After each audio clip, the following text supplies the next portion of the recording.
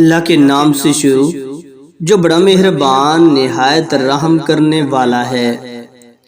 ابو ہریرہ رضی اللہ تعالیٰ عنہ روایت کرتے ہیں کہ رسول اللہ صلی اللہ علیہ وآلہ وسلم کے صحابہ میں عبداللہ بن عمرو کے علاوہ مجھ سے زیادہ کوئی حدیث بیان کرنے والا نہیں تھا، مگر وہ لکھ لیا کرتے تھے اور میں لکھتا نہیں تھا۔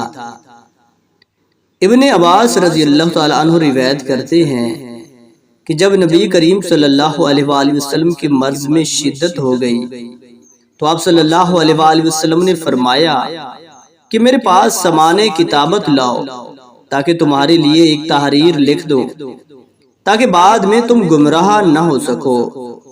اس پر عمر رضی اللہ تعالیٰ عنہ نے لوگوں سے کہا کہ اس وقت آپ صلی اللہ علیہ وآلہ وسلم پر تکلیف کا غلبہ ہے اور ہمارے پاس اللہ کی کتاب قرآن موجود ہے جو ہمیں ہدایت کے لیے کافی ہے۔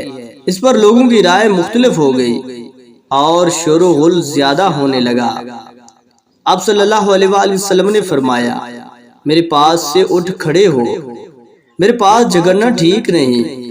اس پر ابن عباس رضی اللہ تعالیٰ عنہ یہ کہتے ہوئے نکل آئے کہ بے شک مصیبت بڑی سخت مصیبت ہے، وہ چیز جو ہمارے اور رسول اللہ صلی اللہ علیہ وآلہ وسلم کے اور آپ کی تحریر کے درمیان حائل ہو گئی۔ ام سلمہ رضی اللہ تعالی عنہ روایت کرتی ہیں کہ ایک رات نبی کریم صلی اللہ علیہ وآلہ وسلم نے بیدار ہوتے ہی فرمایا کہ سبحان اللہ، آج کی رات کس قدر فتنے اتارے گئے ہیں اور کتنے ہی خزانے بھی کھولے گئے ہیں۔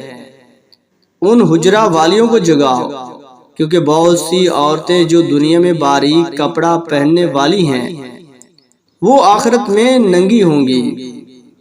تو اللہ پاک سے دعا ہے کہ اللہ پاک ہمیں ان حدیث مبارکہ پر عمل کرنے کی توفیق و ہمت عطا فرمائے۔